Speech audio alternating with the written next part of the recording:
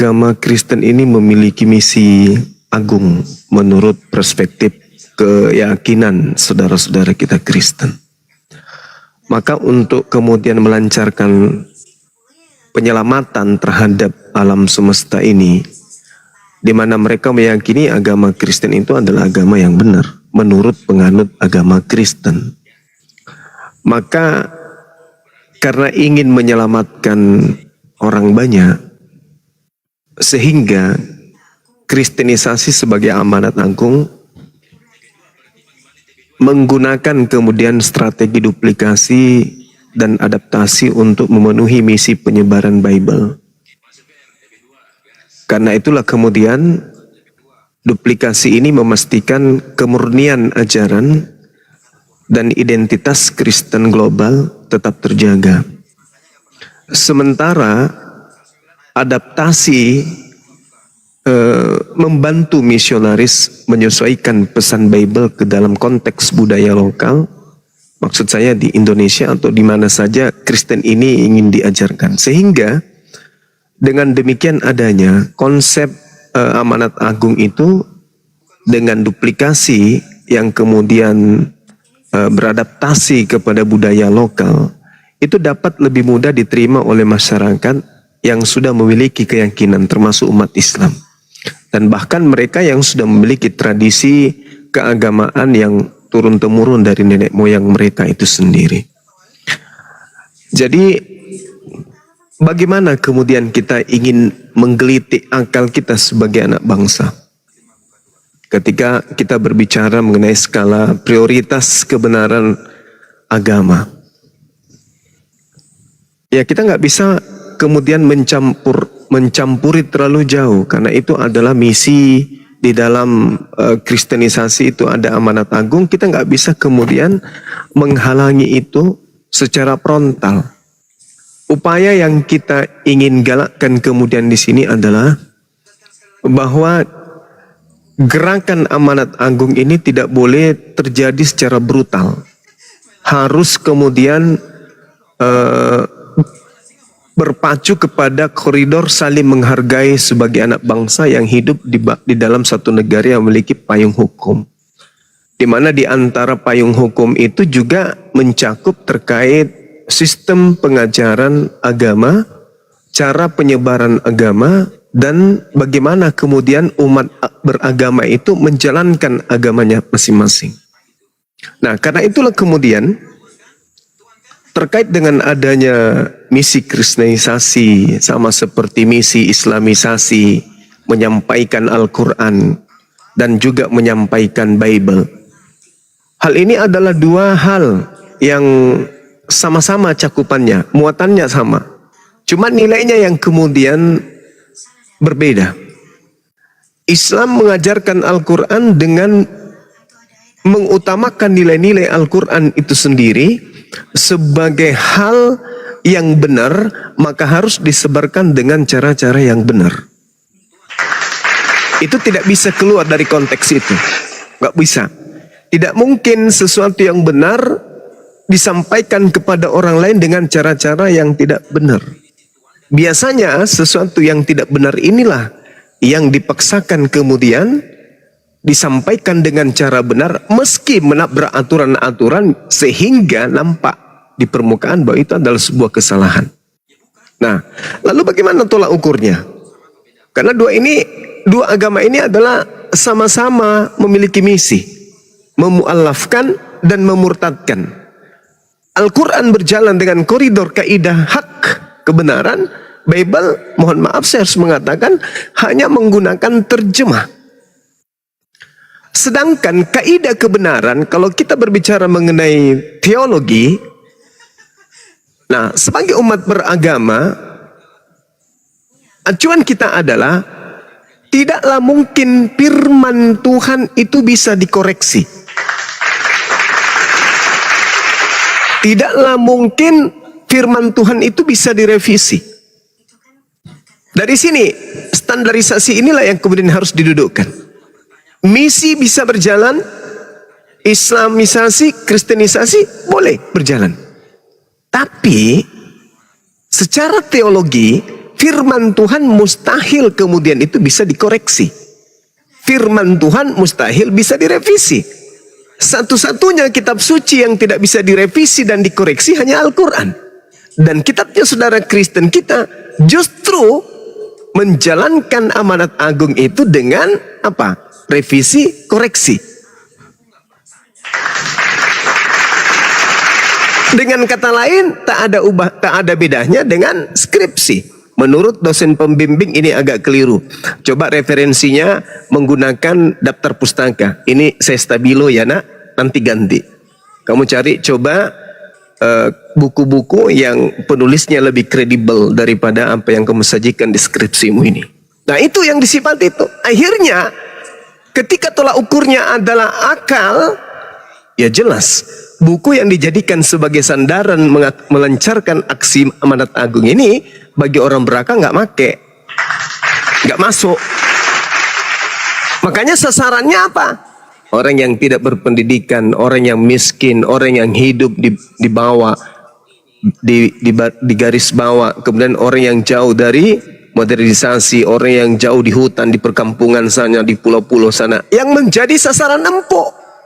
Karena mereka kemudian tidak bisa membedakan nilai-nilai kebenaran itu berdasarkan dengan materi yang disajikan untuk menyampaikan satu metode atau ajaran atau keyakinan dengan pendalaman apa yang dimaksud wahyu, akal, dan implementasi kemudian dalam kehidupan keberagamaan. Ya, jadi silakan aja kristenisasi amanat agung, silakan jalankan karena itu adalah unsur yang ada di dalam Bible. Beritakanlah Injil kepada seluruh makhluk, silakan. Beritakan Bible kepada seluruh makhluk, silakan. Karena itu adalah amanat dalam agama. Tidak ada paksaan, silakan Anda sampaikan.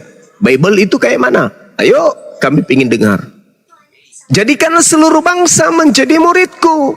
Ajarlah mereka melakukan apa yang kuperintahkan kepadamu. Nah, sekarang ketika saudara Kristen datang, ayo kita terima. Jadikan aku jadi murid Yesus. Nah, apa saja perintah Yesus? Ada nggak perintah Yesus agar kami menjadi Kristen? Tak ada, maaf kami tolak. Ada nggak perintah Yesus agar manusia menyembah dirinya? Tak ada, kami tolak. Ada nggak supaya kita ke gereja? Nggak ada juga. Ada nggak supaya kami kita merasulkan Paulus? Tak ada juga. Ada nggak perintah Yesus agar kita mengimani kitab perjanjian baru ini? Ada nggak? Mengimani kitab Lukas, mengimani kitab Paulus, mengimani kitab Markus. Ada nggak perintah Yesus? Tak ada. Oh maaf, nggak make bagi kami. Karena sandaran kami adalah siapa yang menjadi wakil Tuhan di bumi, itu yang kami dengarkan. Ada nggak perintahnya kemudian untuk makan babi? Tidak bersunat. Tak ada. Oh maaf, minggir. Kami nggak make. Nah ini kalau kita melakukan bantahan, dibilang kita penista, dibilang kita penghujat, dibilang ini bla bla bla bla bla. Nah kembali kepada tema, bahwasanya ketika Al-Quran punya misi, sampaikan, uda'u ila sabili rabbi, ajaklah manusia kepada jalan Tuhanmu. Dengan cara apa? Bil hikmah, dengan kebaikan, dengan hikmat. Bil ma'ruf, dengan cara-cara yang baik.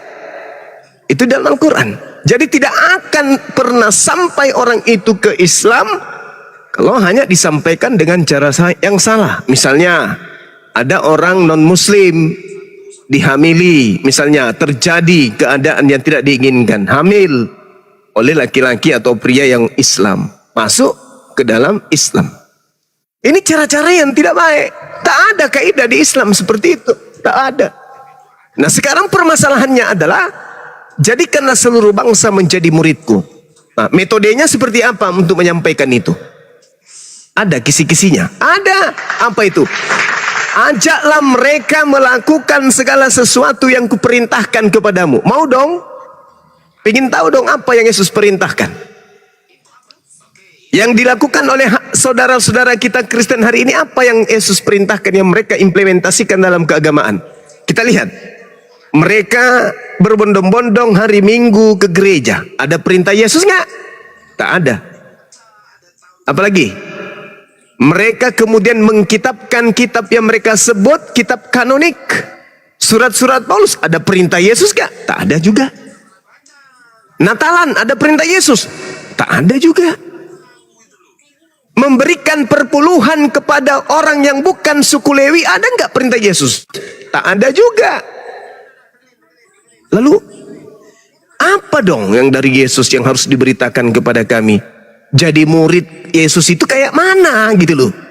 Jadi hal ini macet internasional.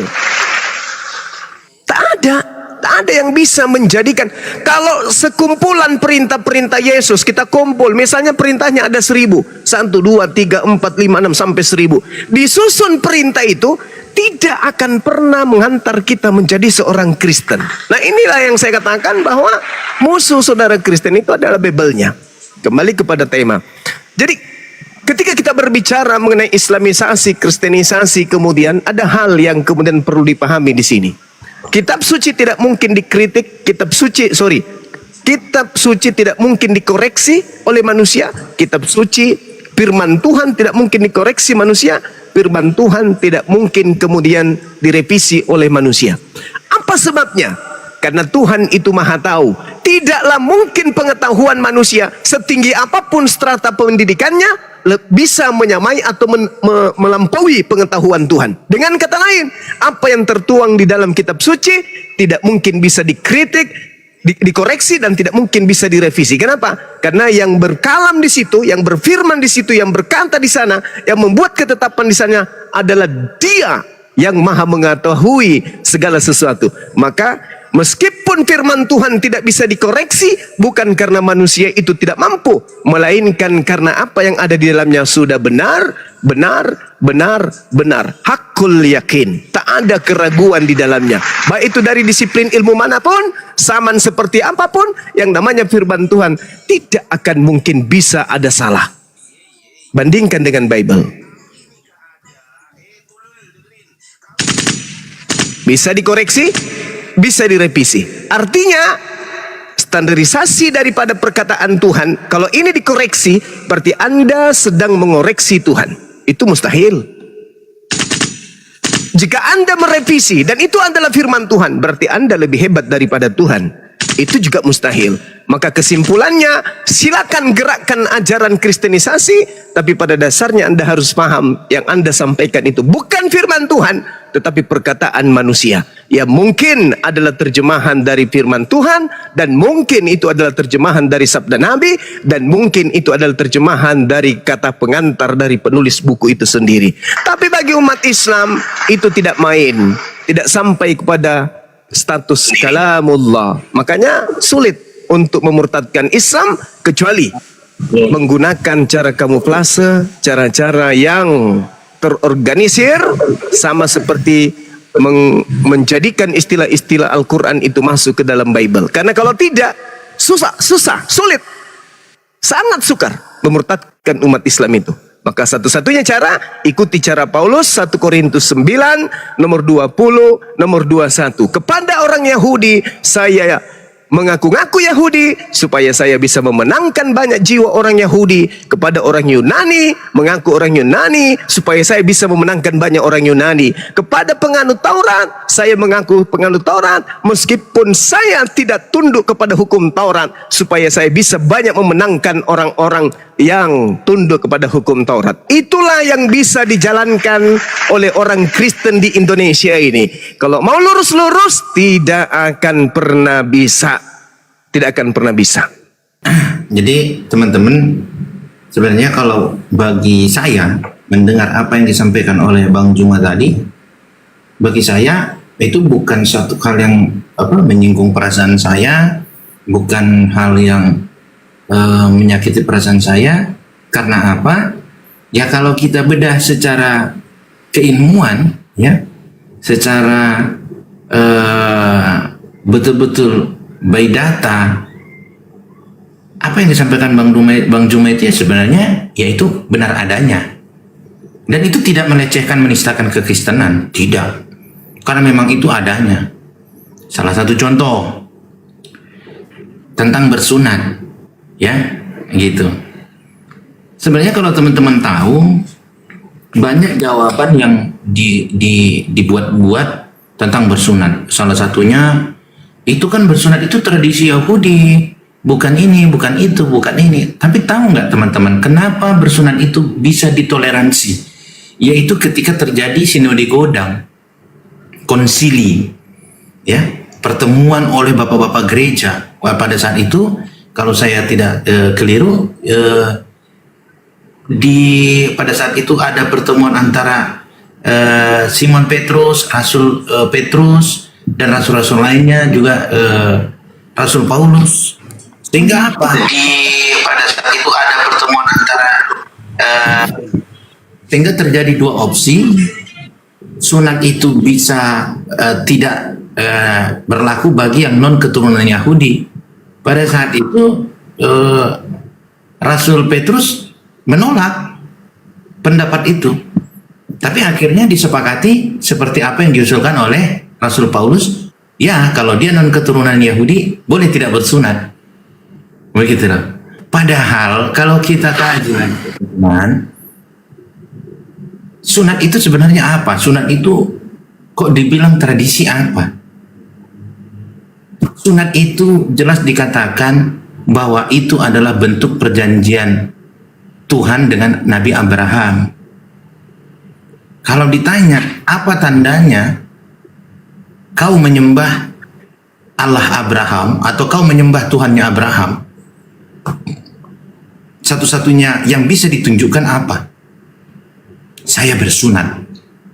Itulah tandanya. Karena apa? Itu adalah perjanjian antara Tuhan dengan Abraham. Itu perintah. Kalau dikatakan sunat itu tradisi Yahudi, Abraham bukan orang Yahudi, Ishak bukan orang Yahudi, Ismail bukan orang Yahudi. Kenapa mereka bersunat? Ayo.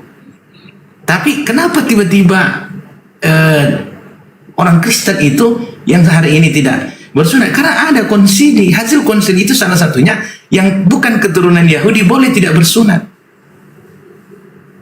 Artinya apa? Di sini saya melihat ternyata ada toleransi, ada dispensasi, ada keringanan untuk perintah yang diturunkan Tuhan kepada Nabi Ibrahim. Kewenangan kita untuk mentolerir itu apa? Kewenangan kita untuk mengurangi dari perintah itu apa? Nggak ada. Gitu loh. Sebenarnya kalau kita tanya lagi sama saudara kita Islam, apa tandanya umat Islam itu menyembah Allah yang disembah oleh Nabi Ibrahim? Simpel saja, nggak perlu panjang lebar. Baca surat ini bulan ini, saya bersunat, selesai. Keren, keren. Nah, kalau mau bertanya lagi, siapa Tuhannya orang Islam? Ya sudah jelas, Tuhannya Nabi Ibrahim. Masya Allah. Ya sudah jelas kan? Iya, benar. Apalagi alasan kita mau menolak itu? Coba. Nah itu yang saya katakan tadi. Sebenarnya kalau teman-teman terbuka, ayo, ini bukan tentang mau menyakiti perasaan, tidak. Begini teman-teman, kita manusia ini ya, memilih pasangan hidup, lalu menikah. Di tengah jalan rumah tangga kita sering berantem. Saya ternyata salah pilih. Ingat, untuk pasangan hidup saja kita mau keliru. Apalagi memahami tentang apa yang kita ketahui dari orang-orang yang sudah lama. Pasti ada kekeliruan. Sehingga ini yang harus, mari kita buka pikiran kita. Begitu. Kita bukan bilang Tuhan itu yang salah. Tidak. Tuhan tidak pernah yang salah. Yang salah siapa? Pengajar-pengajar ini tadi. Saya tegaskan, Tuhan tidak pernah salah, tetapi yang salah adalah pengajar-pengajar itu tadi. Gitu loh. Kalau dikatakan, saya pernah bertanya begini, pada saat itu apakah tidak ada nabi lain selain Nabi Yohanes Pembaptis? Ternyata ada, teman-teman. Ada nabi-nabi lain pada saat itu, dan mereka tidak ikut dalam perkumpulan jemaat mula-mula, sehingga pada saat itu disebutlah Kristen. Pertanyaannya, nabi-nabi itu mempercaya kepada Yesus. Apakah nabi-nabi itu Kristen? Mereka punya jemaat sendiri. Tidak dong. Loh, berarti pengikut Yesus ini bukan hanya Kristen, ada kelompok lain tapi bukan Kristen. Dan itu ada, teman-teman. Ada. Jadi kalau dikatakan pengikut Yesus itu satu-satunya pengikut Yesus adalah orang Kristen, tidak. Ada kelompok lain pengikut Yesus yang tidak menerima ajaran Paulus. Ada itu. Tapi jumlah mereka tidak kita ketahui karena jauh dari kehidupan kita. Mereka berada di negerinya sana. Gitu loh. Oh, itu berarti menistakan. Oh tidak, ini kita bicara tentang ilmu pengetahuan, teman-teman. Saya kalau tidak duduk di debat-debat seperti ini, saya nggak tahu itu tadi konsili-konsili yang merubah tentang bersunat, ya, yang kanon Alkitab. Jadi dulu saya juga berpikir Alkitab itu seperti Al-Quran gitu loh. Ternyata beda, teman-teman. Alkitab itu ternyata ada penulis-penulisnya. Skrip gitu loh. Papirus. Jadi ada dulu orang-orang penulis yang menulis kisah Yesus. Menulis kisah Yesus, menulis kisah ini. Tulisan-tulisan inilah yang dikumpulkan oleh bapak-bapak gereja, oleh Rasul Paulus, dan rasul-rasul lainnya yang menurut mereka isinya sesuai dengan yang mereka pahami, lalu dikanonkan ini menjadi satu kitab. Apakah semua pada zaman itu ada papirus ataupun skrip yang lain? Ada yang tidak dikanonkan, ada. Kalau teman-teman mau tahu, coba ketik nanti di YT The Lost Bible. Ada itu The Lost Bible. Ada skrip, ada papirus yang pada zaman itu ditulis juga oleh penulis-penulis tapi tidak dimasukkan, tidak dikanonkan.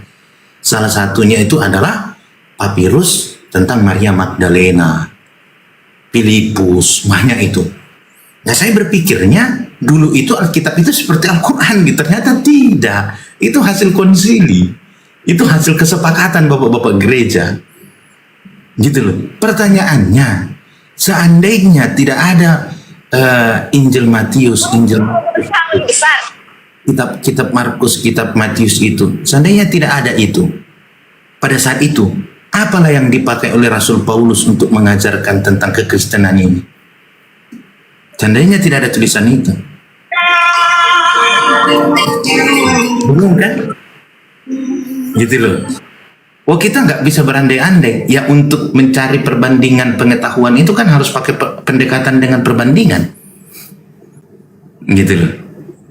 Nah, itu saya ketahui, teman-teman, ketika saya berusaha untuk bisa menerima apapun yang disampaikan seperti Bang Zuma, Bang Handi, banyak ya kayak Pendeta Isra Suru, apapun yang mereka sampaikan saya terima, lalu saya perbandingkan. Karena apa? Karena begini, teman-teman. Saya manusia, kita manusia. Ternyata kenapa manusia itu diberikan akal? Satu jawabannya, agar dia bisa mengenal siapa Tuhannya. Ternyata saya ini diberikan akal biar saya tidak salah dalam mengenal siapa Tuhanku, siapa penciptaku. Gitu. Kenapa saya katakan begitu? Karena Nabi Ibrahim, Nabi Abraham juga begitu. Dia menggunakan akalnya untuk mencari siapa Tuhan yang menciptakan dia. Karena pada saat itu orang tua Abraham bukan seperti Nabi Abraham. Dulu bangsanya, masyarakatnya penyembah berhala.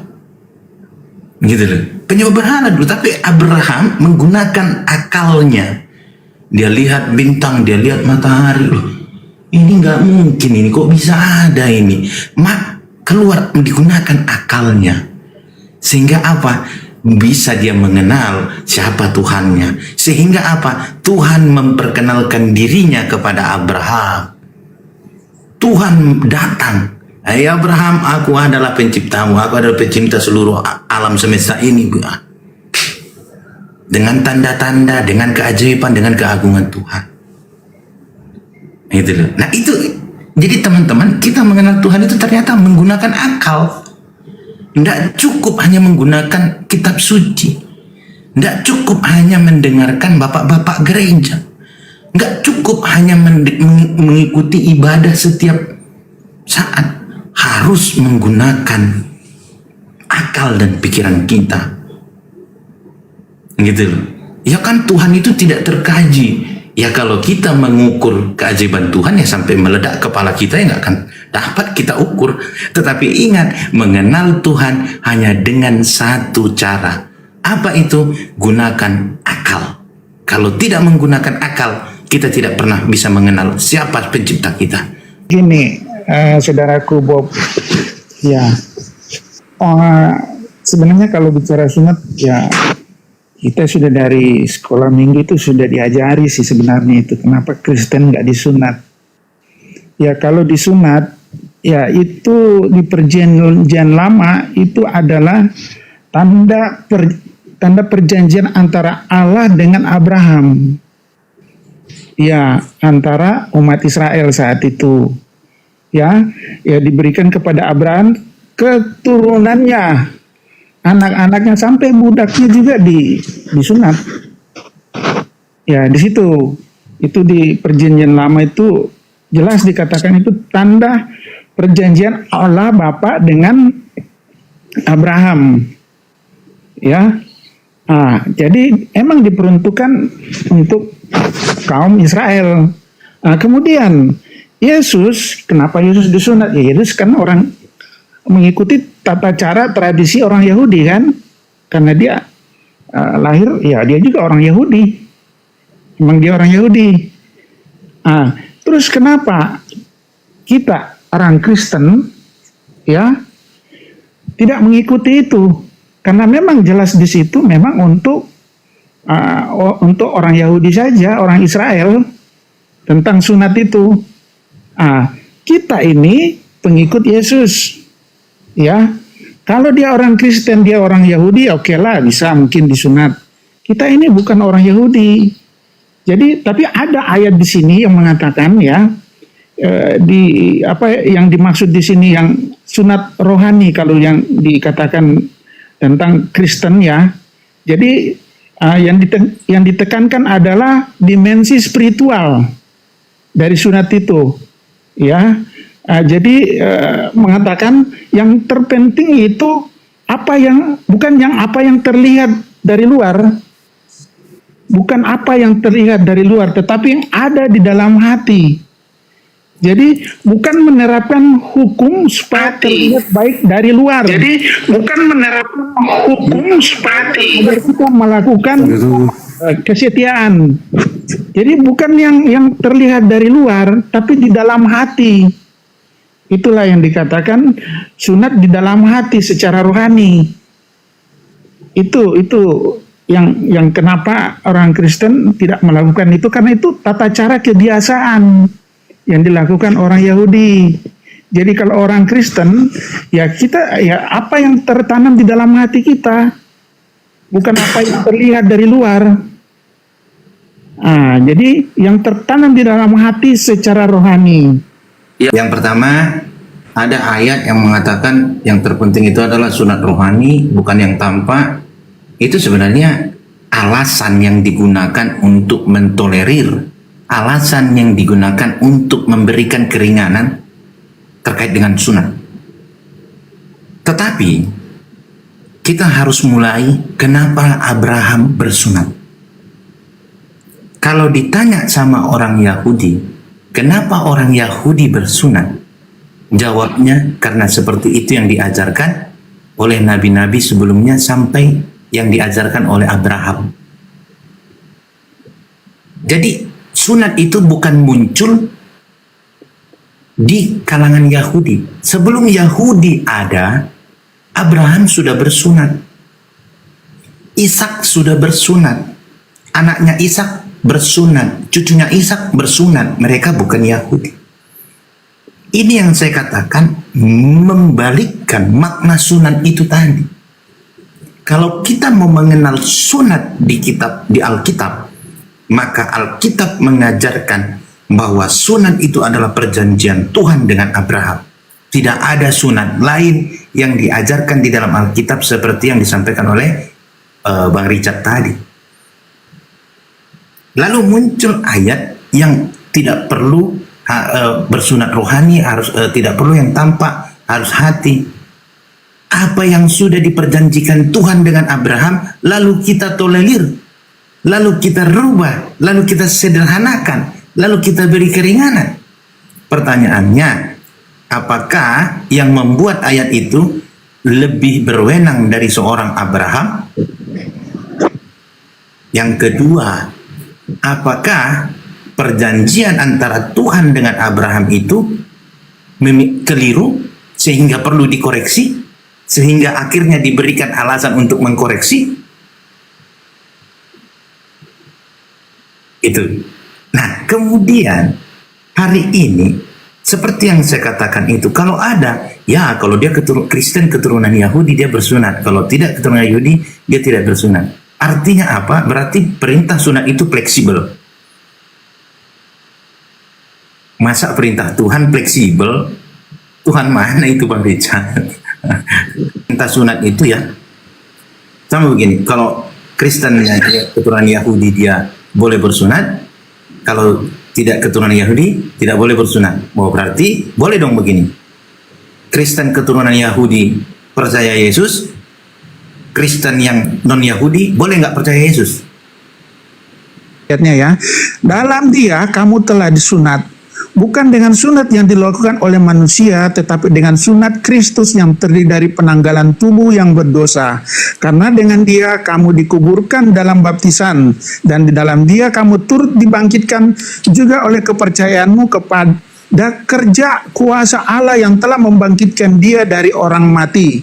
Itu di Kolose 2 ayat 12. Jadi sunat lahiriah tidak menjadi hukum utama bagi seseorang untuk menjadi anggota bangsa pilihan Allah, tetapi sunat rohania yang adalah pembaptisan berdasarkan iman akan segala Tritunggal yang telah mengutus Yesus Kristus putranya yang telah menyelamatkan kita.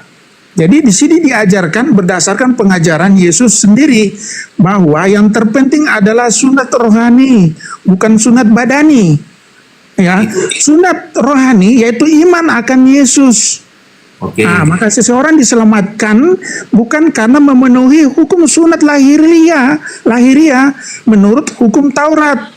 Kamu tahu, nah ini ada ayat di Galatia terakhir Bang ya, di Galatia 2 ayat 16. Kamu tahu bahwa tidak seorang pun yang dibenarkan oleh karena melakukan hukum Taurat, tetapi oleh karena iman dalam Kristus Yesus. Sebab itu kami pun telah percaya kepada Kristus Yesus supaya kami dibenarkan oleh karena iman dalam Kristus, bukan oleh karena melakukan hukum Taurat. Sebab tak seorang pun yang dibenarkan oleh karena melakukan hukum Taurat. Nah, hukum Taurat itu satu saja pasal dilanggar, ya, berarti batal semua pasal-pasal di hukum Taurat itu. Jadi tidak ada seorang pun yang bisa melaksanakan hukum Taurat secara penuh. Itu Satu hal kemudian yang ingin saya katakan kepada saudara Richard, ini pemahaman yang mendasar dulu yang Anda harus pahami. Kalau Anda kemudian mengatakan hal kalimat terakhir itu tak ada seorang pun karena itu sulit, Anda menentang firman Tuhan yang datang kepada Nabi Musa. Ulangan 30 nomor 11, hukum Taurat ini yang kusampaikan kepadamu pada hari ini tidaklah terlalu sukar bagimu dan tidak pula terlalu jauh, tidak terlalu berat. Jadi kalau ada orang mengatakan barang siapa yang meninggalkan satu saja maka itu gugur, itu akal-akalan. Karena memang pada dasarnya orang yang tidak mengasihi Tuhan itu adalah orang yang membantah firman Tuhan. Nah, sini saya sedikit kasih pemahaman. Apa itu sunat hati? Sunat hati itu adalah orang yang menghilangkan kesombongan, orang yang menghilangkan ketegaran tengkuk, orang yang menghilangkan kemalasan, tunduk berserah diri kepada perintah Tuhan. Diperintahkan jangan engkau makan babi, hatinya nggak mau, tetap saja makan babi. Jangan kau mengkuduskan, jangan kau merusak kesucian hari Sabat, tetap saja dia ganti. Jangan ada ilah lain di hadapanku selain aku, tetap aja. Itu orang yang tidak bersunat hati. Kenapa? Karena tegar tengkuk. Jangankan orang tuanya, Tuhan yang menciptakan aja nggak didengarnya. Bagaimana mungkin Anda mengatakan Anda tidak sunat nonot, tetapi Anda sunat hati? Kayak mana ceritanya? Yang disebut sunat hati itu adalah Tundukkan hati kepada apa yang diperintahkan oleh Tuhan. Diperintahkan sunat nonot, ya sunat dong. Itu baru sunat hati. Tidak mungkin orang itu sunat hati kalau dia membantah perintah Tuhan. Di dalam kitabnya orang Yahudi dikatakan begini. Ulangan 30 misalnya, nomor 6. Dan Tuhan Elohim akan menyunat hatimu dan hati keturunanmu sehingga engkau mengasihi Tuhan Elohimmu dengan segenap hati, dengan segenap jiwa, supaya engkau hidup. Jadi orang yang sunat hati itu mengasihi Tuhannya. Orang yang mengasihi Tuhannya, Ulangan 11 nomor 1, haruslah engkau mengasihi Tuhan Elohim dengan melakukan dengan setia kewajiban terhadap Dia, dengan senantiasa berpegang kepada segala ketetapannya, peraturannya dan perintah-perintahnya. Itu baru sunat hati.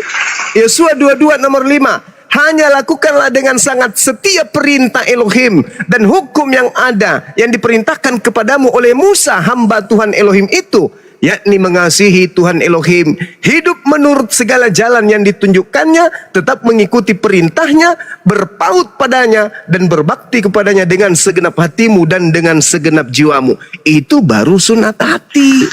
Sementara yang Anda lakukan itu, mohon maaf sedikit lagi. Sementara yang Anda lakukan itu adalah, karena itu janganlah kamu biarkan orang menghukum kamu mengenai makanan dan minuman dan mengenai hari raya, bulan baru ataupun hari Sabat. Semuanya itu hanyalah bayangan dari apa yang harus datang, sedang wujudnya adalah Yesus. Janganlah kamu biarkan kemenanganmu digagalkan oleh orang yang pura-pura merendahkan diri dan beribadah kepada malaikat serta berkanjang pada penglihatan-penglihatan dan tanpa alasan membesar-besarkan diri oleh pemikiran duniawi, sedang ia tidak berpegang teguh kepada kepala, dari mana seluruh tubuh yang ditunjang dan diikat menjadi satu oleh urat-urat dan sendi-sendi menerima pertumbuhan ilahiyah.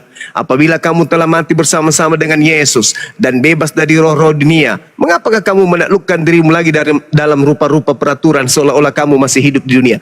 Janganlah makan ini, jangan kecap itu, jangan sentuh ini. Semuanya itu hanya mengenai barang binasa oleh pemakaian dan hanya menurut perintah-perintah dan ajaran-ajaran manusia. Peraturan-peraturan itu walaupun nampaknya penuh hikmat dan ibadah buatan sendiri, seperti merendahkan diri, menyiksa diri, tidak ada gunanya selain untuk memuaskan hidup duniawi. Ini yang Anda ikutin. Ajakan Paulus ini yang Anda ikutin setelah Paulus menerima bisikan dari makhluk halus yang mengaku Yesus. Ini yang Anda ikuti. Yesus tidak ikuti ini, Bu. Yesus mengikuti perjanjian lama. Dia mengasihi Tuhan dengan tunduk berserah diri.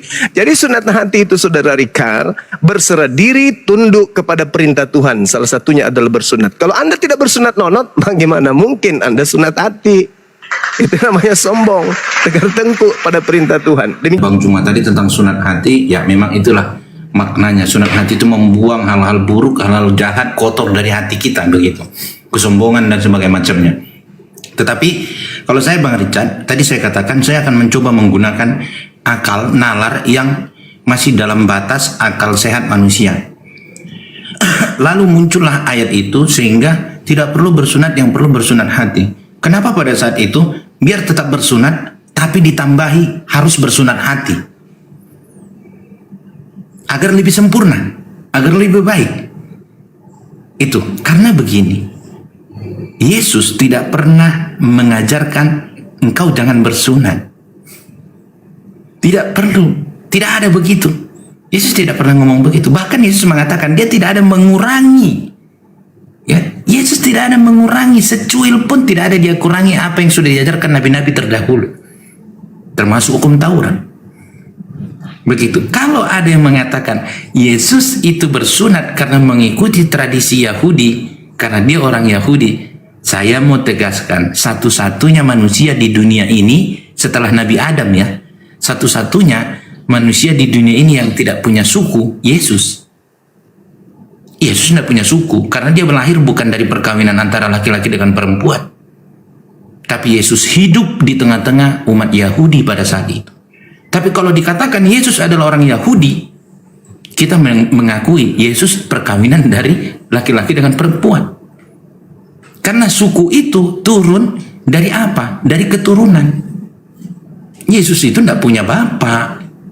Yesus tidak punya suku. Nggak punya. Jadi jangan pernah dikatakan Yesus mengikuti tradisi orang Yahudi. Karena Yesus orang Yahudi. Yesus bukan orang Yahudi. Yesus tidak punya suku. Begitu loh. Kemudian, saya lagi-lagi katakan, perjanjian antara Abraham dengan Tuhannya tentang bersunat ini bukan tentang hati.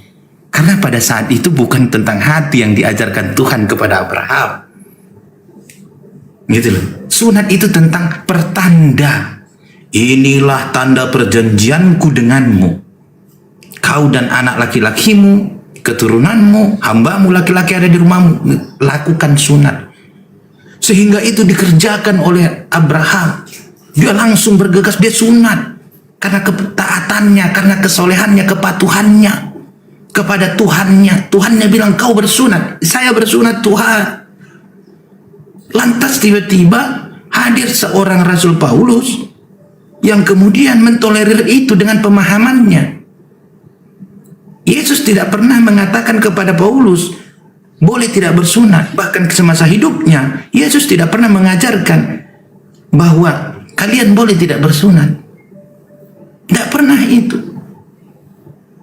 Begitu. Kalau dikatakan Yesus dia bersunat karena tradisi, maka ada yang dilakukan Yesus bukan karena Tuhannya.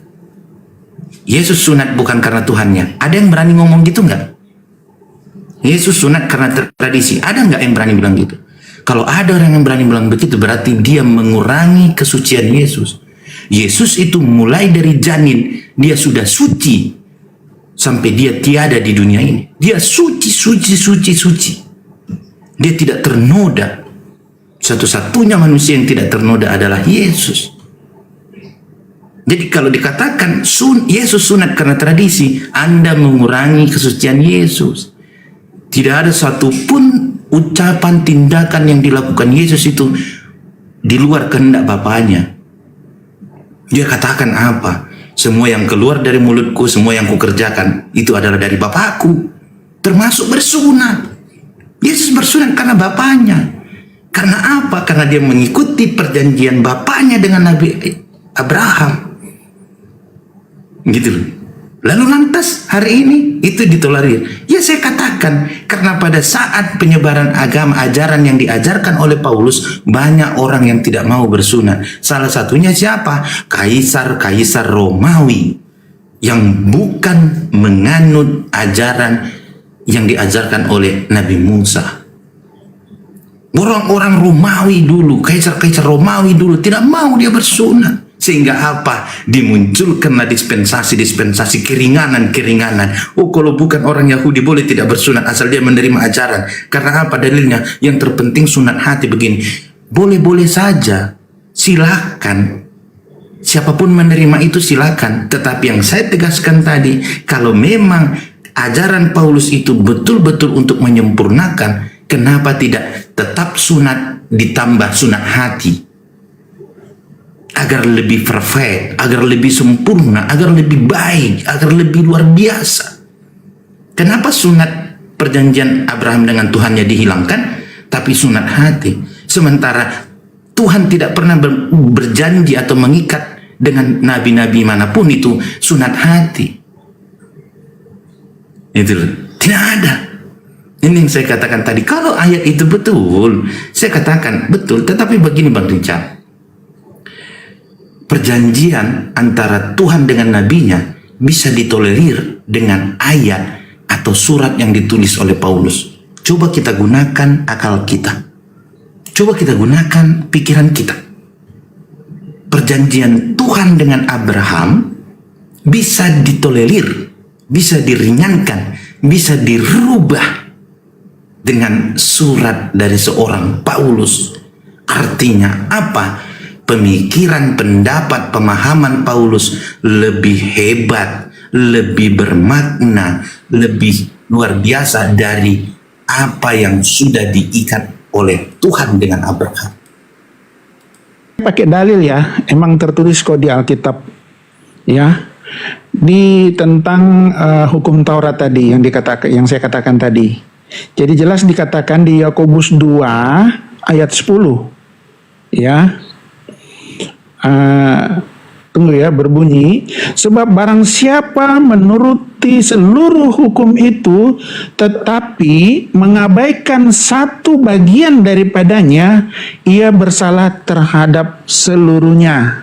Jadi jelas ya, satu saja yang dilanggar dari hukum Taurat itu berarti melanggar seluruhnya. Karena hukum Taurat itu diperhitungkan sebagai satu kesatuan yang utuh. Jadi jika seseorang menaati seluruh hukum Taurat, tetapi dia lupa melakukan satu peraturan kecil saja di dalamnya, maka itu dianggap melanggar seluruh hukum Taurat dan layak dihukum. Itu Bang Suma ya, saya pakai dalil ini terus di Alkitab Bang. Oke, kita kembali tentang sunat ya. Jadi bukan apa yang terlihat dari luar, tetapi yang ada di dalam hati. Tuhan melihat hati, jauh di dalam hati. Ya, karena orang Yahudi, orang-orang Farisi di sana itu, para imam-imam ahli Taurat itu, Yesus banyak mengecam mereka. Kenapa? Karena mereka itu mengajarkan tentang hukum Taurat, tapi mereka mengabaikannya, malahan mereka melanggar. Jadi mereka itu dikatakan orang-orang munafik. Makanya banyak ayat di Alkitab Yesus mengecam orang-orang Farisi karena mereka mempertontonkan tata cara-cara keagamaan orang Yahudi supaya dilihat orang, ya, dikatakan dia orang beriman, ya. Tapi apa yang dikatakan Yesus? Kalau kamu berdoa, kamu masuk ke dalam rumah, ya, tutuplah pintumu, biar Tuhanlah saja yang tahu kalau kamu berdoa. Jangan seperti mereka kalau berdoa di jalan. Ya jelas ya. Jadi itu orang-orang Farisi begitu. Orang-orang Farisi, orang-orang munafik semua itu mereka itu. Ya, jadi jelas di situ. Jadi jangan bukan apa yang terlihat, tapi apa yang di dalam hati. Tuhan melihat jauh ke dalam hati kita. Hati itu tidak bisa dibohongi. Ya, jadi ngomong apa sih? Gimana nih Bang? Siapa nih? Ini waktu saya ya. Halo, host. Saya teruskan host. Kedengaran suara saya? Lanjut Bang. Dipersingkat. Ya, tolonglah, jangan, saya kan belum selesai ya. Nah, jadi itu Tuhan melihat jauh di dalam hati kita, makanya itu dikatakan sunat hati, bukan tata cara keagamaan harus begini-begini. Ya, Tuhan melihat hati kita, hati nggak bisa dibohongi. Ya, jadi seperti itu saudaraku. Jadi kira-kira begitu. Dan ini semua ada ayatnya loh, di sini dikatakan loh. Saya pakai dalil semua ini. Kejadian 17 nomor 14, barang siapa yang tidak bersunat, maka dia harus dilenyapkan dari sebangsanya karena dia telah membatalkan perjanjian kekalku. Kira-kira kalau ada perintah Tuhan nih, sunatkanlah dirimu. Hati saudara Rikari ini apa yang ada di dalam hati saudara? Kan Tuhan melihat hati nih. Anda menerima perintah itu atau Anda menolak?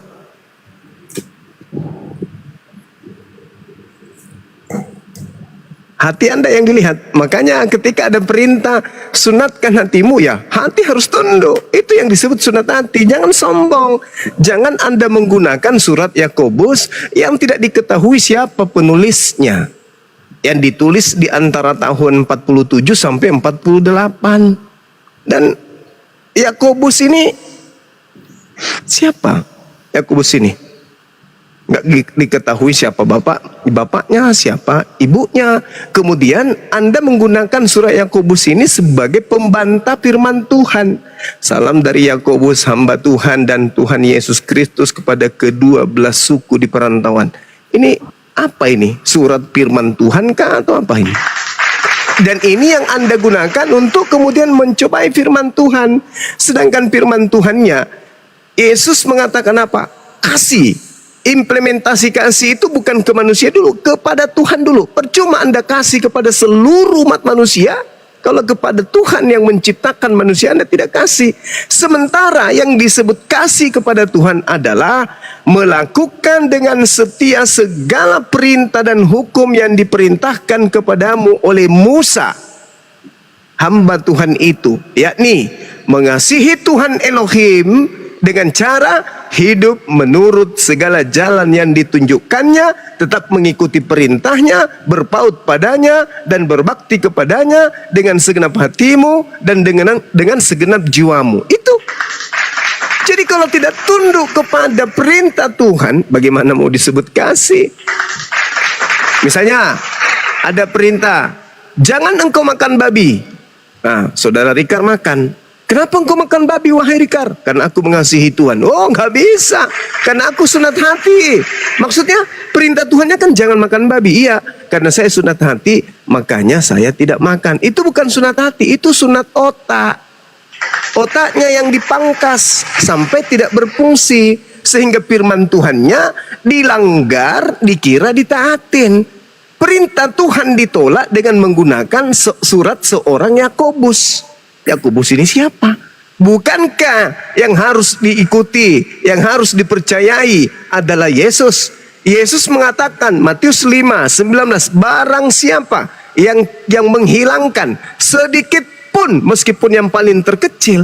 Sedangkan sunat itu bukan hal kecil. Sunat itu adalah perjanjian kekal. Itu adalah hal yang paling dahsyat. Kata Bang Bob tadi, untuk membuktikan orang itu adalah hamba Tuhannya Abraham, lihat nonotnya. Dia itu pengikut agama Samawi, lihat nonotnya. Dia itu pengikut ajaran Abraham, lihat nonotnya. Kalau nonotnya masih pakai helm,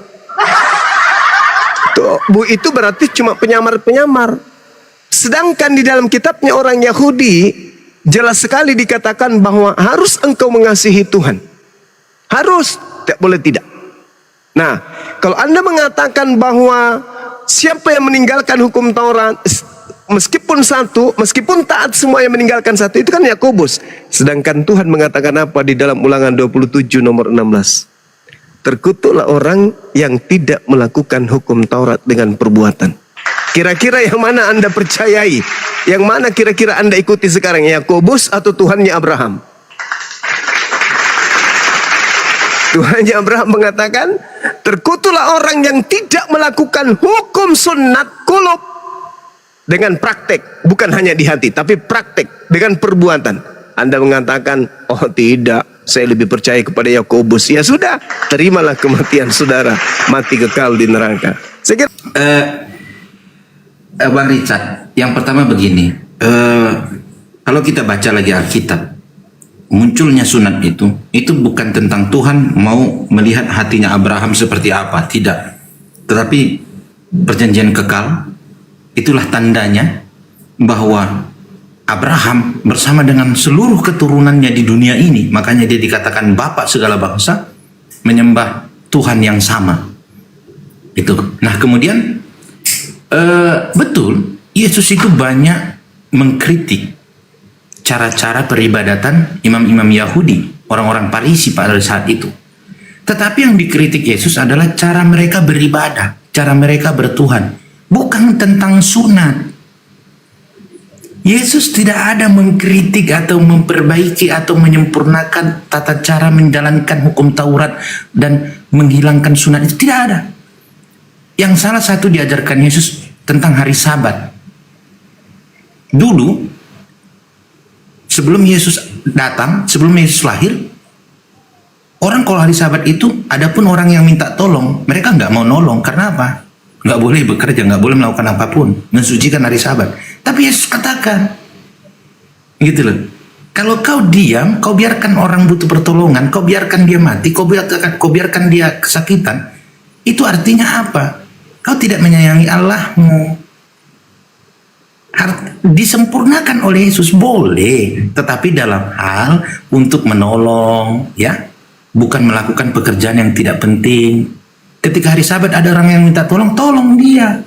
Ada hewan mau masuk ke sumur, selamatkan. Nah kemudian cara beribadah orang-orang Farisi, Tetapi tidak ada di dalam 4 Injil tentang Yesus itu yang diajarkan Yesus di taman melalui perumpamaan dan di bait-bait suci. Tidak ada Yesus mengajarkan boleh tidak bersunat. Tidak ada. Bahkan Yesus datang bukan untuk menghilangkan sunat. Yesus datang tidak ada menghilangkan sunat. Seperti yang saya katakan tadi, Yesus itu bersunat karena apa? Karena Tuhannya, bukan karena tradisinya. Nah, lalu yang harus kita lakukan karena Tuhan boleh tidak dilakukan dengan dalil yang penting sunat hati. Justru kalau saya menggunakan akal saya, harusnya tetap bersunat dan lakukan sunat hati. Biar saya bisa benar-benar sampai kepada Tuhan. Yang sebelum Yesus datang hanya 1 sunat yang dilakukan Abraham, plus setelah Yesus datang sunat hati. Harusnya saya bisa dapat 2, bonus saya dapat 2, upah saya 2. Itu loh. Nah, tapi kan kalau menggunakan logika seperti ayat-ayat itu, ini yang saya katakan tadi, pemahaman pemikiran seorang Rasul Paulus bisa menghilangkan perjanjian kekal antara Tuhan dengan Abraham. Kalau saya ditanya, apakah kau keturunan Abraham? Ya, saya keturunan Abraham karena Abraham adalah bapak segala bangsa. Terus kau menyembah Tuhan yang mana? Kau menyembah Tuhan yang disembah Abraham apa Tuhan yang lain? Hari ini saya mau katakan, ya saya menyembah Tuhan yang disembah Abraham. Karena apa? Saya bersunat. Ini bukan soal hati. Ingat, perjanjian kekal antara Abraham dengan Tuhannya bukan tentang hati, tetapi tentang bagaimana ketaatan. Karena di zaman itu Abraham betul-betul taat, betul-betul patuh kepada Tuhannya sampai dia diminta mengorbankan anaknya sekalipun dia mau. Itulah karena ketaatan. Artinya apa? Kita sunat ini tentang ketaatan, teman-teman. Tentang kita tunduk patuh tidak kepada Tuhan itu. Kalau untuk bersunat saja kita tidak mau, apalagi yang mau kita bicarakan lebih lanjut? Hati kita bersih. Banyak orang baik di dunia ini, tetapi kalau dia tidak bersunat, bolehkah kita katakan hatinya bersih untuk Tuhan? Banyak orang yang mau menolong orang lain di dunia ini, tetapi bisakah kita katakan perbuatan baiknya itu dia lakukan karena Tuhan? Belum tentu. Belum. Karena apa? Berbicara orang baik, banyak orang baik di dunia ini. Banyak orang baik di kehidupan kita. Tetapi bagaimana kebaikan kita itu? Kebaikan untuk Tuhan, kebaikan karena Tuhan. Kalau orang Islam mengatakan kalau nggak salah itu lillahi ta'ala ya, karena untuk Tuhan gitu loh. Nah, ini yang penting kita pahami. Jadi jangan kita katakan bersunat itu begini, bersunat hati. Seperti disampaikan Bang Juma tadi, untuk perintah sunat aja kita tidak patuh, boro-boro kita bicara perintah yang lain. Gitu loh. Kemudian nanti kalau ditanya, aku bersih hatiku untuk Tuhan. Tuhan yang mana? Tuhan yang mana? Sunat itu adalah atribut. Sunat itu adalah tanda bahwa aku menyembah Tuhan yang disembah, yang dipatuhi, yang ditaati, yang betul-betul tunduk dan taat kepadanya Nabi Abraham. Gini Bang ya, saya berbicara pakai dalil ya, semua itu ada tertulis di Alkitab. Saya bacakan lagi, 1. Ya, waktunya udah beres Pak Richard. Dalam dia kamu telah disunat, dalam Yesus kamu telah disunat, bukan dengan sunat yang dilakukan oleh manusia, tetapi dengan sunat Kristus yang terdiri dari penanggalan tubuh yang berdosa. Ingat ya itu, penanggalan tubuh yang berdosa. Oleh karena dia kamu dikuburkan dalam baptisan, di dalam dia kamu turut dibangkitkan juga oleh kepercayaanmu kepada kerja kuasa Allah yang telah membangkitkan dia dari antara orang mati. Itu saya dalilnya, Kolose 2 ayat 12. Selesai ya, tentang sunat. Oke, kita kembali ke Bang Suma tadi. Bang Suma mengkritisi tentang kitab Yakobus. Gini Bang Suma, kita berbicara di sini kan diskusi, saya menghargai Bang Sumala ya. Kita diskusi tentang apa yang tertulis di Alkitab, Bang. Jadi apa yang ditulis Yakobus, ya memang itulah yang kita bahas. Jadi Alkitab adalah kebenaran tertinggi bagi kami umat Kristen. Apa yang tertulis di Alkitab, ya itulah. Sama dengan saudara kita, saudaraku, Al-Quran adalah kebenaran tertinggi. Jadi Anda meyakini itu sama seperti kami meyakini apa yang tertulis di Alkitab. Karena saya memakai data semua ini, saya ada dalilnya semua. Jadi kalau Yakobus Anda itu jatuhnya dikritik teks, saudaraku Bang Sumang. Ya, jadi tidak bisa. Ini kita diskusi tentang apa yang tertulis di Alkitab, bukan tentang kritik teks ya. Kemudian tentang berbicara tentang Rasul Paulus ya. Gini Bang Bob, ya Bang Bob kan Kristen juga ya, saya tahu Kristen ya, hanya sedikit penafsiran ya berbeda dengan saya, ya kan. Tapi Bang Bob percaya kan Rasul Paulus itu adalah pilihan Tuhan, pilihan Yesus? Percaya nggak? Saya tanya dulu Bang Bob. Percaya nggak dia adalah yang diutus oleh Yesus? Oh tidak, itu tidak ada dalam pengakuan iman rasuli, itu nggak ada. Oh tidak ada. Ya oke, itu aja Bang. Oke. Saya kasih ayatnya Bang ya. Ya. Kasihan deh lu. Oke Bang Bob. Ya, Saya berbicara pakai dalil ini. Bukan berdasarkan penafsiran atau narasi liar ya. Di Kisah Para Rasul 9 ya. Kisah Para Rasul 9 ayat 15. Anda bisa buka juga nanti ya. Paulus diutus langsung oleh Yesus. Ini jelas sekali. Dikatakan di sini, pergilah sebab orang ini adalah alat pilihan bagiku. Tuh Yesus berkata nih, ya. Ini perkataan Yesus langsung ini tentang Paulus.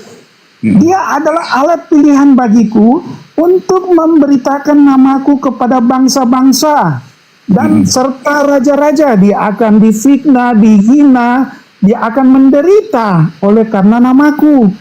Itu jelas. Jadi Paulus itu dipilih langsung oleh Yesus. Jadi maaf saudaraku kalau Anda masih menafsirkan bahwa Paulus itu nabi palsu, ya itu hanya berdasarkan penafsiran saja. Tapi ini jelas di ayatnya, Anda bisa buka sendiri Bang Bob ya. Anda punya Alkitab, buka Kisah Para Rasul 9 ayat 15. Itu tertulis Bang. Jadi Paulus itu memang alat pilihan Yesus langsung, ini perkataan Yesus. Nah jadi ini tertulis Bang, saya pakai dalil semua ini, bukan berdasarkan narasi-narasi liar atau penafsiran saya. Ya, jadi kita berbicara harus memakai dalil, bukan berdasarkan perasaan-perasaan, penafsiran-penafsiran. Ya begitu Bang. Jadi kalau berbicara mengenai sunat, kurasa kita udah final ya, bahwa perjanjian kekal itu hanya dilakoni kemudian mereka yang menyunat hatinya karena tunduk kepada perjanjian Tuhan kepada Abraham, Yismail dan Ishak. Keturunan Ishak mengajarkan sampai hari ini sunat. Keturunan Yismail sampai hari ini sunat. Kami umat Islam mengikuti apa yang diajarkan kemudian oleh keturunan Nabi Ismail. Sedangkan Kristen mengikuti siapa tidak sunat. Nah itu poinnya. Kita udah final di situ. Nah sekarang terkait Paulus. Kalau saudara kemudian mengatakan Yesus memilih Paulus, saya ingin bertanya, apa bedanya dengan makhluk yang datang kepada Paulus di Kisah Para Rasul 16 ketika ada iblis yang berseru kemudian dengan mengatakan orang-orang ini, Paulus ini adalah hamba Tuhan yang maha tinggi. Paulus memberitakan kepadamu jalan kepada keselamatan. Ini apa bedanya dengan makhluk yang datang kepada Yesus, kepada Paulus? Karena sama-sama bukan Yesus. Yesus datang itu lengkap dengan jasadnya. Dan sebelum Yesus naik terangkat ke langit, Yesus mengatakan, waspadalah kepada penyesat yang datang kepadamu dengan memakai namaku. Itu satu. Kemudian Yesus mengatakan, yang datang setelah aku terangkat ke langit adalah seorang penolong lain. Bukan Yesus lagi yang datang, tapi seorang penolong. Makanya dalam Yohanes 16 nomor 7, adalah benar yang engkau katakan, adalah lebih baik jikalau aku pergi. Sebab kalau aku tidak pergi, maka seorang penolong lain, yaitu roh kebenaran, tidak akan datang kepadamu. Maka saya harus pergi supaya roh kebenaran itu datang. Nah, ternyata Paulus mengaku yang datang justru Yesus. Sementara yang datang sebagai Yesus itu adalah penyesat. Jadi ada dua yang datang. Yang pertama, seorang penolong lain. Yang kedua adalah penyesat yang mengaku Yesus. Yang datang kepada Paulus bukan penolong lain, tapi yang datang kepada Paulus adalah oknum yang mengaku Yesus. Makanya muncul pertanyaan, apa bedanya oknum yang mengaku Yesus kepada Paulus dengan oknum yang adalah iblis yang datang memproklamirkan kemudian kerasulan Paulus di dalam Kisah Para Rasul 16 sampai nomor 18. Nah, jadi begini, kalau Bang Richard mengatakan, saya percaya nggak Rasul Paulus itu pilihan Yesus? Saya katakan, saya nggak percaya karena dalam iman saya hanya ada 3. Allah Bapa, Yesus, dan Roh Kudus. Paulus nggak masuk. Jadi itu dasar saya. Tetapi pertanyaannya, lantas kenapa Paulus itu menjadi rasul? Karena diterima ke-12 murid Yesus. Karena diterima oleh murid-murid Yesus pada saat itu. Artinya apa? Murid-murid Yesus punya hak untuk menerima dia sebagai rasul. Itulah historinya. Nah kemudian, kalau dikatakan tentang daging, di luar 4 kitab tentang Yesus, Matius, Markus, Lukas, Yohanes, itu semua adalah pengajaran, Bang Richard. Itu pengajaran, artinya apa? Rasul Petrus mengajarkan tentang pemahamannya, tentang ajarannya. Begitu juga rasul-rasul lain. Bang Bob, kalau bisa open cam, Bang Bob, bisa ya? Waduh, saya udah Bisa pakai open kaos. cam. Oh, pakai kaos dulu. Nah, karena begini, kalau kita melihat di 4 kitab tentang Yesus itu, selama Yesus masih hidup, ya masih ada, tidak ada Yesus secara sunat, tidak ada dalil Yesus. Tapi setelah Yesus tidak ada, para rasul, khususnya Rasul Paulus, mentolerir, menggunakan pemahamannya, ajarannya itu tadi untuk menghilangkan sunat. Jadi kalau Bang Richard, saya kasih tahu satu pemahaman saya tentang Alkitab, Bang Richard. Jujur, kalau kitab di Perjanjian Baru itu, Bang, itu tidak sama keakuratannya dengan kitab Perjanjian Lama. Apalagi surat-surat Paulus. Karena apa? Nabi-nabi terdahulu bukan mengajarkan apa pemahamannya, bukan mengajarkan apa pemikirannya, apa pendapatnya, tetapi tentang Tuhannya. Tentang bagaimana Tuhan ajaib, tentang bagaimana Tuhan menyayangi umatnya. Komunikasi mereka langsung dengan Tuhan. Melalui apa? Melalui mimpikah? Melalui roh? Tetapi tentang mereka dengan Tuhannya. Bukan pemahaman mereka. Sementara di Perjanjian Baru, Bang, di luar 4 kitab Matius, Markus, Lukas, Yohanes, itu semua tentang pemahaman, tentang pengajaran, tentang penafsiran, bukan komunikasi mereka dengan Tuhan langsung. Bukan. Saya mau tanya sama Bang Richard seperti ini. Loh, Bang Richardnya masih ada ya? Oh, masih ada. Saya mau tanya sama Bang Richard. Ketika Yesus berpuasa, Bang, selain Yesus, siapa ada manusia di situ? Tidak ada, Bang. Hanya ada Yesus dan iblis mencobai dia. Tetapi bagaimana mungkin penulis kitab Matius, Markus, Lukas, Yohanes mengetahui peristiwa pencobaan Yesus itu? Apa Yesus pernah bicara dengan Markus, Matius, penulis kitab itu? Coba aku tanya sama Bang. Tidak, Bang. Mereka melakukan penyelidikan. Mereka mengumpulkan informasi. Mereka mengumpulkan keterangan-keterangan. Dari situ saja kalau kita uji, Bang, bagaimana mungkin bisa kita validasi data-data ayat-ayat yang Abang sebutkan tadi? Yesus tidak pernah menulis menceritakan apa yang dialaminya di dalam kitab, Bang. Bukan seperti Nabi Musa yang menulis kitab Kejadian, Keluaran, Bilangan, Imam. Enggak, bukan begitu. Nah, bagaimana Kalau yang saya katakan tadi itu, bisa-bisanya pemahaman, penafsiran seorang Rasul Paulus bisa menghilangkan perjanjian kekal antara Tuhan dengan Abraham. Nah kemudian Bang, hierarki itu ada. Kalau bisa saya tanya, kedudukan Rasul Petrus, ya murid Yesus, Simon Petrus, sama tidak kedudukannya dengan Yohanes Pembaptis? Sama tidak? Tidak. Kenapa di Alkitab ada rasul, ada nabi? Bedanya di mana rasul dengan nabi? Gitu loh. Nah, kok yang rasul menghapuskan apa yang dituliskan, apa yang diajarkan, apa yang diperintahkan ketaatan seorang nabi? Jadi itu apa nggak salah pakai ayat itu? Betul itu Bang. Ayat itu ada, tapi kita harus paham dulu munculnya ayat itu apa? Apakah itu komunikasi Paulus dengan Tuhan langsung? Kalau dikatakan, wah, Yesus yang memilih Rasul Paulus langsung, siapa Bang yang mendengar Yesus ngomong begitu? Siapa? Yesus masih hidup? Atau sebelum Yesus naik ke surga, setelah dia bangkit, dia ada ngomong sama ke-12 muridnya bahwa Paulus itu yang saya pilih ya, begitu? Nggak ada Bang. Rasul Paulus itu muncul kenapa? Ketika dia mengejar-ngejar para pengikut Yesus Bang. Tiba-tiba dia tersungkur, dia terjatuh, dia melihat cahaya, dia mendengar cahaya. Dia ceritakan pengalamannya itu kepada para rasul Bang.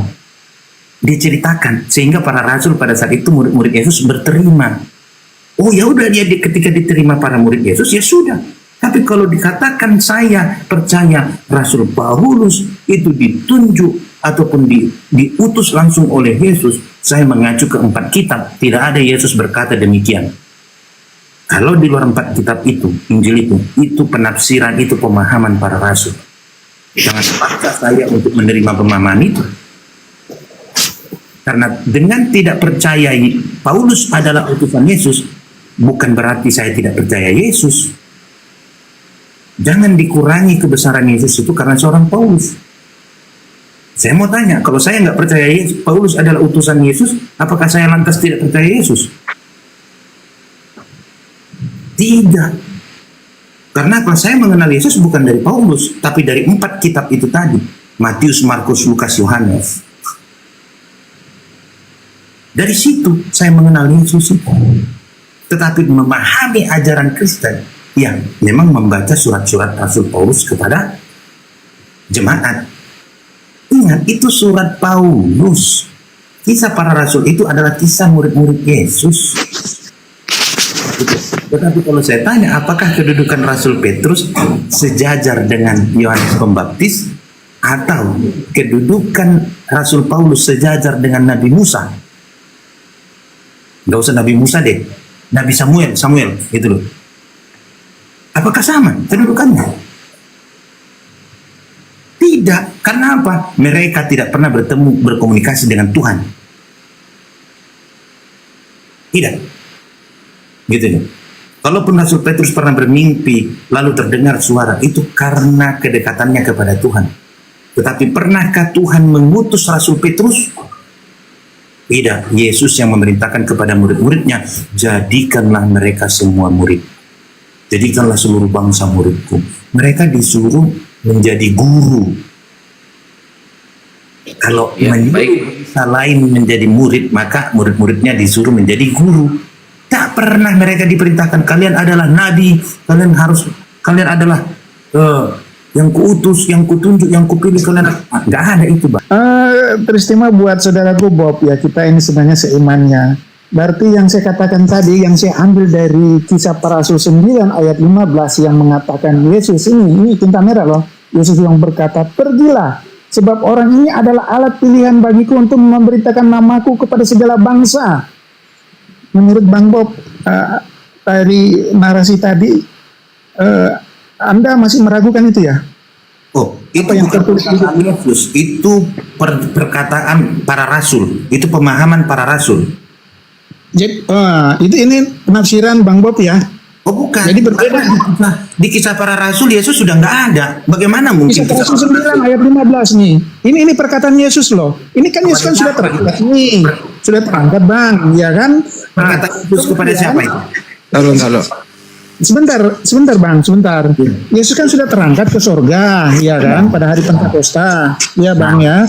Kemudian ada seorang, orang Farisi yang jahat, yang mencari murid-muridnya Yesus untuk dibunuh, menganiaya dia. Anda percaya nggak itu? Oh ya itu. Nah, Di ceritanya. belakangnya bahwa dia penjahat tuh. Ya. Nah, dia istilahnya kalau dikatakan ya militan lah istilahnya ya. Yahudi militan, ya kan? Akhirnya Tuhan bertemu dia dalam suatu cahaya Yesus ya, dalam suatu Siapa yang perjalanan. melihat itu? Siapa yang melihat itu? Ya. Ada murid-muridnya, Bang.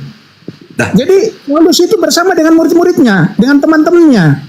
Ada yang melihat cahaya, tapi tidak mendengar suara. Ada yang mendengar suara, tidak melihat cahaya. Ya, Oke. hanya mendengar suara saya, tapi tidak lihat cahaya. Itu kan ada tertulis itu, Bang. Ya, Tertulis jadi di situ kesaksiannya ada perjelas, murid-muridnya. Bang Richard. Paulus. Yang melihat cahaya itu Paulus saja atau ada orang lain? Bukan, yang justru yang melihat selain Paulus, makanya Paulus kan jadi buta. Di situ ada teman-temannya, ya. Saya bacakan boleh ya. Ini saya pakai dalil loh, saya nggak keluar dari dalil, saya nggak berani keluar dari dalil. Karena nanti saya bilang narasi-narasi. Ini dalilnya siapa yang menyaksikan? Nah, di ayat ini ya. Kemudian di ayat 3 sebentar ya. Dalam perjalanannya di Damsyik, ia rebah dan terdengar olehnya suara-suara yang berkata kepadanya, Saulus, Saulus, mengapa engkau menganiaya aku? Jawab Saulus, siapakah engkau Tuhan? Sampai di situ. Nyai itu siapa? Nyai itu siapa? Siapakah engkau Tuhan? Bukan. Itu dia. Lalu dia rebah dan Tunggu, aku ulang supaya jangan salah ya. Tunggu dulu ya. Jawab Saulus kepadanya, siapakah engkau Tuhan? Bukan, sebelum itu. Ya, katanya, akulah Yesus. Ini katanya nih. Dengar dulu. Akulah. Bukan, gini. Jangan ini. Baca dari awal tadi. Oke ya. Ayat 3 ya. Nah, perjalanan ke Sebentar, Tarsus. Nah, Ya, sebentar. Dalam perjalanannya ke Damsyik, ketika Nyai sudah itu dekat siapa? dengan kota itu, Paulus, Nyai- Bang. Oke, Paulus. Paulus. Oke, Nyanya Paulus bersama dengan teman-temannya. Oke. Tiba-tiba cahaya memancar dari langit, mengelilingi dia. Ayat 4, ia rebah ke tanah dan kedengaranlah oleh suatu suara yang berkata kepadanya, Saulus, Saulus, mengapa engkau menganiaya aku? Jawab Saulus, siapakah engkau Tuhan? Katanya, akulah Yesus yang kau aniaya itu. Tetapi bangunlah dan pergilah ke dalam kota, di sana akan dikatakan kepadamu apa yang harus kau perbuat. Itu perintah Yesus, ya. Maka termangu-mangulah ini di sini ayat ke-7 ya. Maka termangu-mangulah teman-temannya seperjalanan. Berarti ada teman-temannya, Bang. Ya. Karena mereka memang mendengar suara itu, tapi tidak melihat seorang juga. itu kan gitu, penentunya, kan? Bang. Gitu ya. Di situ kan Jadi tidak ada apa? dibilang suara itu didengar oleh teman-temannya. Nggak ada kan? Ini ayat 7, aku ulang ya. Maka termangu-mangulah teman-temannya seperjalanan karena mereka memang mendengar suara itu tetapi tidak melihat seorang juga pun. Dia mendengar suara tapi tidak melihat Yesus. Ya, tapi ada di ayat yang lain ya. Dia melihat cahaya tapi tidak mendengar suara. Ada, itu yang jadi pertentangan, tapi nanti bisa kita. Yang benar yang mana? Yang benar yang mana? Ya. Yang benar yang mana? Oke, Bang Andi. Oke. Tapi waktu saya diperpanjang ya. Jadi gini, di ayat yang lain mengatakan ada yang melihat cahaya tapi tidak mendengar suara. Sedangkan di sini di ayat 7 termangu-mangulah ia mendengar tapi tidak melihat cahaya. Gitu ya. Yang benar yang mana? Yang benar yang mana? Sabar Bang Andi, sabar. Jadi di situ kan teman-temannya itu berarti lebih dari 2 orang. Bang Bob, Anda orang hukum ya? Lebih dari 2 orang. Ada temannya yang mengatakan dia melihat cahaya tapi tidak mendengar suara. Terus di ayat yang lain ada yang mendengar suara tapi tidak melihat cahaya. Ya, Paham ya? ya. Nah, jadi terbalik ya. Melihat cahaya tidak mendengar suara. Mendengar tapi tidak melihat cahaya, itu terbaliknya. Tapi Ya. di situ dikatakan teman-temannya, berarti lebih dari 2 orang. Berarti di situ ada dari temannya itu bisa 3 atau 4 orang yang melihat cahaya tapi tidak mendengar. Terus Ya. temannya yang lain mengatakan, saya mendengar ya, saya melihat cahaya tapi tidak mendengar suara. Nah itu, jadi itu udah benar, itu udah bisa karena lebih dari 2 orang, kecuali kalau dikatakan temannya itu cuma 1 orang. Berarti yang mana yang betul? Ayat itu bisa Ya. kontradiksi. Tapi karena teman-temannya berarti lebih dari 2 orang. Ada yang melihat, tidak mendengar, ada yang tidak melihat tapi mendengar, ya kan? Oke. Paulus adalah memang di sini tertulis, kita berdasarkan apa yang tertulis di Alkitab seperti yang saya katakan tadi, Bang Bob. Alkitab adalah ya kebenaran tertinggi, ya kebenaran tertinggi dari kita sebagai umat Kristen, sama dengan Al-Quran bagi umat Islam. Jadi apa yang tertulis dari Alkitab, ya itulah kita yakini. Ya, jadi janganlah Anda menafsirkan liar, mengatakan ini, ya Nabi palsu. Kalau berbicara Nabi palsu kan nggak disebut di situ Paulus, tapi di ayat ini jelas perkataan Yesus langsung loh. Ya, dia adalah alat pilihanku. Itu perkataan Yesus, Pak, tinta merah loh. Kepanjangan, gantian lah yang lain. Tidak perlu lagi ditafsir-tafsirkan, Bang. Iya, Gantian. Gini. Giliran Sunda sekarang. Oke. Gini Bang. Biar enggak melebar, biar Bang Bob dulu. Silakan. Ya. Jadi gini, Biar Bang. satu arah aja dulu. Jadi gini, Silakan. yang tertulis itu benar adanya. Tetapi dari yang tertulis itu tidak satu orang pun melihat Yesus. Itu yang pertama. Yang kedua, mereka mendengar suara. Suara itu yang mengaku dia itu suara Yesus. Artinya apa? Validasi bahwa Yesus yang mereka lihat dan mereka dengar itu hanya sebatas pemahaman dan keyakinan mereka. Bagaimana mungkin hanya dengan suara yang mereka dengar, mereka tahu itu Yesus? Itu. Yang kemudian bagaimana mungkin mereka melihat cahaya lalu dikatakan itu Yesus? Adakah di ayat Alkitab Yesus turun berupa cahaya? Bahkan untuk meyakinkan seorang Thomas, Yesus menunjukkan lubang di tangannya, dia pernah disalib. Artinya apa? Yesus itu berwujud, bukan berbentuk sinar. Kalaupun mereka mendengar suara, ingat peristiwa Yohanes Pembaptis membaptis Yesus di Sungai Yordan? Di situ ditulis apa? Lalu terdengarlah dari suara dari langit. Itu loh. Tidak ada dikatakan lalu Tuhan berkata, lalu Tuhan bicara. Tidak ada. Bolehkah kita langsung mengatakan tertulis di situ terdengar suara dari langit? Wah, Yohanes Pembaptis mendengar suara Tuhan. Tidak bisa begitu memahaminya. Dari nats yang abang baca itu, di situ ada yang melihat cahaya pertama. Yang kedua ada mendengar suara. Lantas dengan itu mereka meyakini itu adalah Yesus, ya monggo. Tapi jangan dipaksa saya itu mengakui itu adalah Yesus. Begitu loh. Karena apa? Karena Yesus pernah ada di dunia, pernah jasadnya, fisiknya, tubuhnya, manusianya ada. Begitu loh. Ini saya katakan tadi kan, itu saya sudah baca nats itu. Justru karena saya baca itu, klaim Paulus adalah utusan Yesus, itu masih kontradiksi, Bang. Kontradiksi. Begitu loh. Kenapa Yesus sebelum naik ke surga dia bahkan mengatakan, aku akan meminta kepada Bapakku untuk mengutus roh kebenaran. Tidak ada Yesus mengatakan, nanti akan datang seorang Paulus membawamu, menyelamatkanmu. Dia adalah orang yang... Tidak ada begitu, Bang. Yesus tidak pernah berpesan demikian. Gitu loh. Kejadian itu tiba-tiba, coba dibaca di ayat itu. Begitu Saulus melihat cahaya itu, lalu dia berkata, siapakah engkau Tuhan? Emang Paulus sudah tahu itu Tuhan? Kenapa dia nanya siapakah engkau Tuhan? Yang dia lihat cahaya. Gitu. Coba kita kaji, gitu loh. Coba kita bicarakan ini baik-baik. Masa Paulus begitu nengok cahaya, Siapakah engkau Tuhan? Emang dia udah tahu bakalan datang Tuhan dalam bentuk cahaya. Jadi klaim seperti itu Bang, justru bagi orang hukum tidak berlaku. Tidak berlaku. Kesaksian di hukum itu, dia mendengar suara. Saya mendengar suara seperti ini dia bicara. Apakah itu suara si Bobson? Saya tidak tahu karena saya nggak lihat orangnya. Saya hanya dengar suara. Bisa saja suara itu mirip. Bisa saja suara itu percis. Gitu. Lantas saya melihat cahaya. Yang saya lihat cahaya, bukan Yesus.